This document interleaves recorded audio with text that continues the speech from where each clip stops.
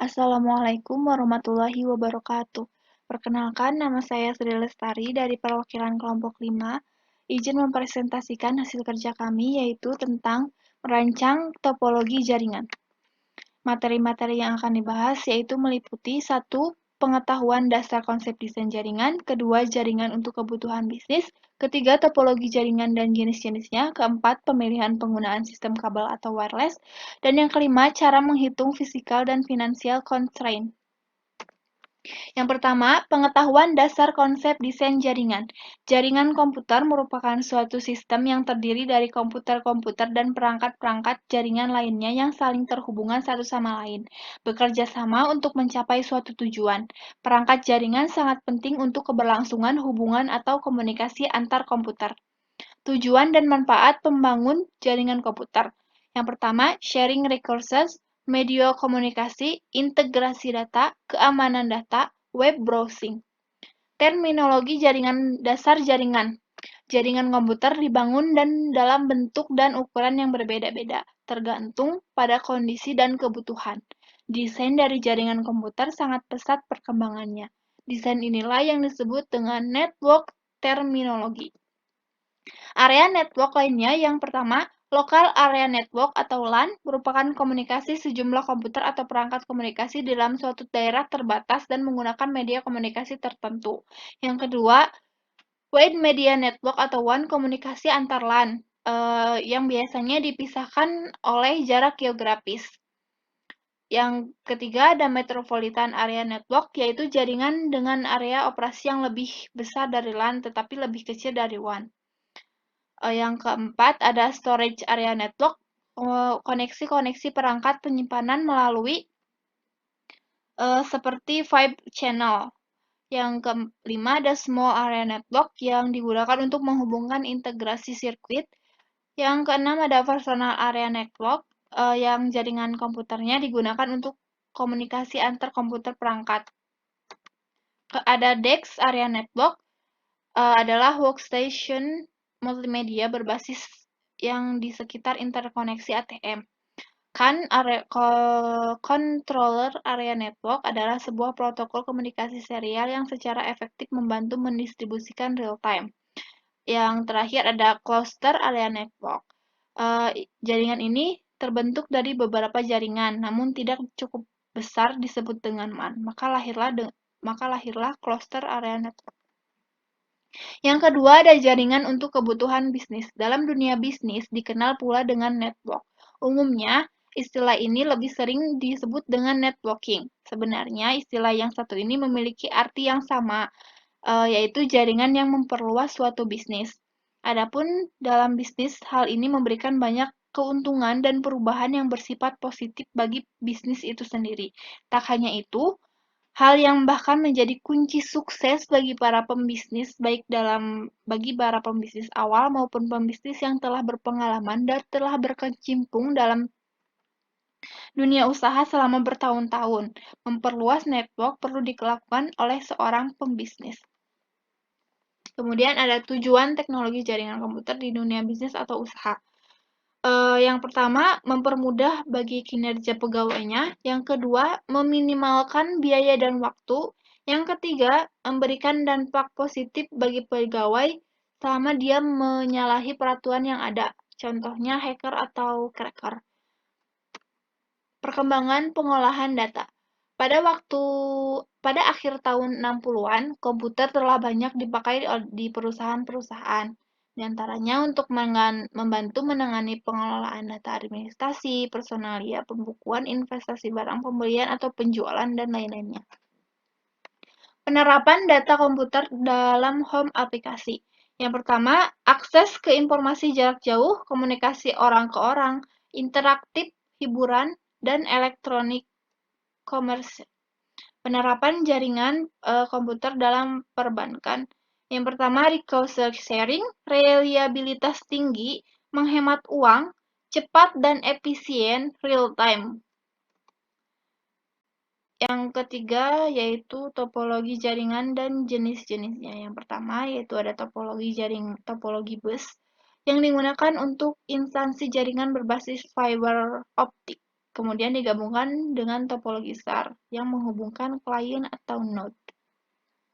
Kelebihannya, biaya instansi yang dibilang sangat murah dan penambahan klien yang dapat dilakukan dengan sangat mudah, dan topologi ini sangat sederhana dan mudah diaplikasikan. Tetapi kekurangannya sangat sulit dikembangkan atau jadul, proses pengiriman atau menerimanya kurang efisien. Jika salah satu jaringan ada yang bermasalah atau terputus, maka mengganggu kepada komputer workstation atau klien yang lainnya. Yang kedua ada topologi star, merupakan suatu bentuk topologi jaringan yang biasanya menggunakan switch atau hub untuk menghubungkan klien satu dengan klien yang lainnya. Kelebihannya, sangat fleksibel. Apabila salah satu komputer mengalami masalah, maka komputer lainnya tidak terjadi masalah dan berjalan dengan baik. Tingkat keamanan bisa dibilang cukup baik dan kemudahan untuk mendeteksi masalahnya cukup mudah. Tapi kekurangannya, jika switch atau hub bernotabene pada titik pusat mengalami masalah, maka seluruh komputer yang terhubung akan mengalami masalah juga. Jaringannya sangat tergantung pada terminal pusat dan cukup membutuhkan banyak kabel. Ada topologi ring atau cincin, merupakan topologi jaringan yang menghubungkan satu komputer dengan komputer yang lainnya dalam suatu rangkaian melingkar.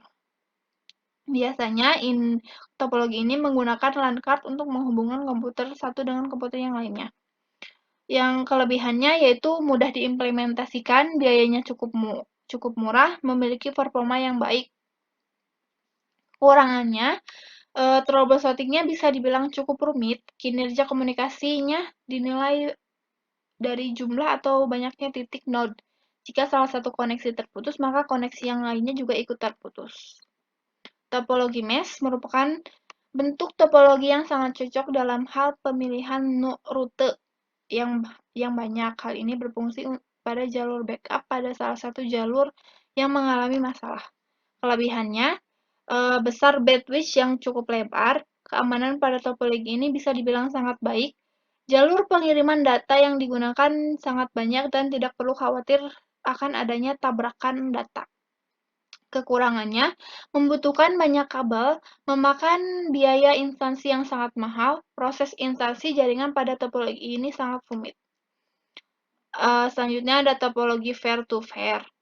Topologi yang sangat sederhana dikarenakan hanya menggunakan dua buah komputer untuk saling terhubung. Kelebihannya, biaya yang dibutuhkan sangat murah, masing-masing komputer dapat berperan sebagai klien maupun server, instansi jaringan yang cukup mudah. Kekurangannya yaitu sulit dikembangkan, troubleshooting jaringan bisa dibilang rumit, sistem keamanan dan konfigurasi oleh masing-masing pengguna. Yang keenam ada topologi linier. Biasanya, ini juga disebut sebagai topologi bus beruntun. Pada topologi ini biasanya menggunakan satu kabel utama untuk menghubungkan tiap titik sambungan pada setiap komputer. Kelebihannya mudah dikembangkan, membutuhkan sedikit kabel, tidak memerlukan kendali pusat, tata letak pada rangkaian topologi ini bisa dibilang cukup sederhana. Kekurangannya memiliki kepadatan lalu lintas yang bisa dibilang cukup tinggi dan keamanan data yang kurang baik. Ada topologi tree atau pohon, adalah gabungan dari topologi star dan topologi bus. Topologi ini biasanya digunakan untuk interkoneksi antar sentral dan hierarki yang berbeda. Kelebihannya, mudah dikembangkan menjadi jaringan yang lebih luas lagi. Susunan data tersebut terpusat secara hierarki. Hal tersebut membuat manajemen data lebih baik dan mudah.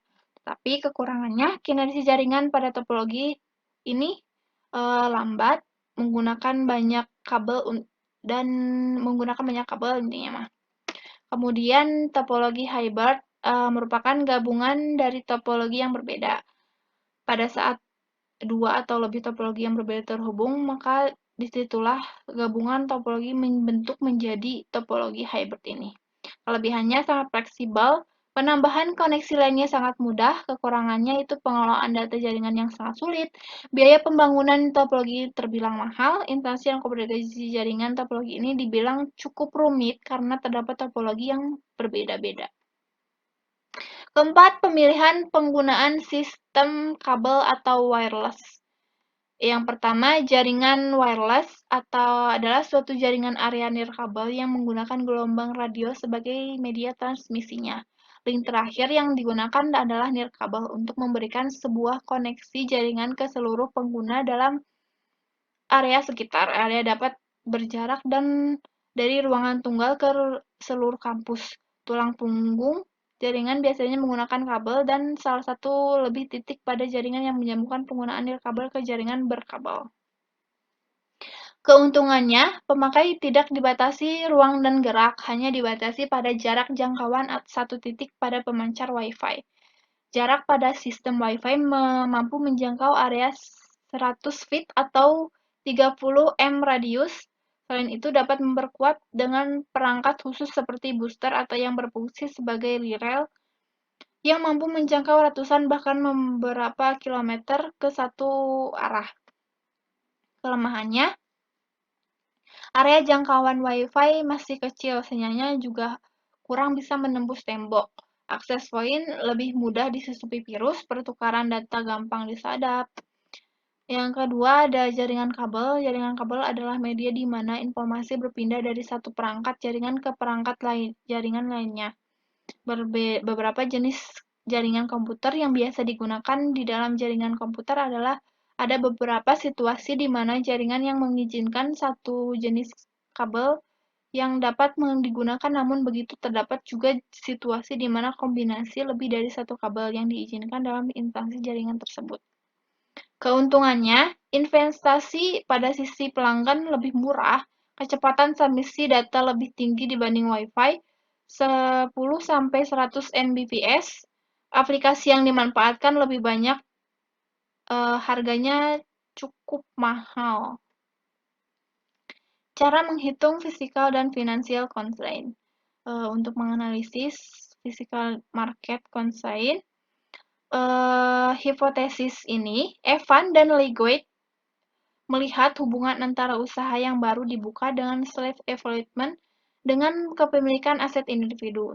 Studi lain juga menggunakan strategi yang sama untuk menganalisis hipotesis tersebut di tingkat rumah tangga. Hasilnya menunjukkan bahwa pembukaan usaha dan kekayaan berasosiasi positif baik di tingkat individu maupun rumah tangga. Dengan kata lain, ada financial market constraint baik dari rumah tangga maupun individu. Studi ini melihat finansial bahwa Indonesia di dua acara, yaitu pertama, hubungan antara pembukaan usaha baru oleh rumah tangga dengan total aset rumah tangga. Kedua, menggunakan hasil survei yang secara langsung menanyakan tentang hambatan dalam mendapatkan pinjaman untuk pembukaan usaha. Data Indonesia Family Life Survey 4 menunjukkan bahwa kebutuhan modal untuk pendirian sebuah usaha rumah tangga bervariasi berdasarkan jenisnya atau berdasarkan sektor. Tabel 1 menampilkan urutan kebutuhan modal awak untuk lebih dari 300 usaha rumah tangga. Sektor keuangan, asuransi, dan real extension membutuhkan modal yang paling besar, diikuti dengan sektor angkutan komunikasi. Sektor jasa, guru, atau industri memerlukan modal yang sangat rendah. Nanti bisa dilihat dari tabel ini, modal awal pembukaan usaha rumah tangga. Ini ada sektor keuangan, asuransi, dan pokoknya bisa dilihat dari sini ya. Kemudian menggunakan data IFLC, Financial Market Constraint hanya terjadi untuk sektor yang membutuhkan startup kapital yang besar. Untuk usaha yang memerlukan modal awal relatif kecil, tidak ditemukan hubungan positif antara usaha baru dan aset. Rumah tangga di Indonesia cenderung dapat meminjam dari keluarga atau teman tetangga yang membuka usaha untuk memerlukan modal yang relatif kecil, sehingga aset pribadi bukan merupakan satu-satunya sumber modal usaha selain pinjaman formal dari bank. Hasil analisis juga menemukan bahwa semakin besar jumlah aset, maka semakin rendah probabilitasnya untuk membuka usaha baru bagi rumah tangga yang kepala keluarganya atau pasangannya berpendidikan sarjana atau yang lebih tinggi. Hal ini dimungkinkan dengan semakin banyaknya pilihan pekerja berbekal pendidikan tinggi. Sekian presentasi dari saya. Kurang lebihnya saya mohon maaf karena kesempurnaan hanya milik Allah. Wabillahi taufiq wal hidayah. Wassalamualaikum warahmatullahi wabarakatuh.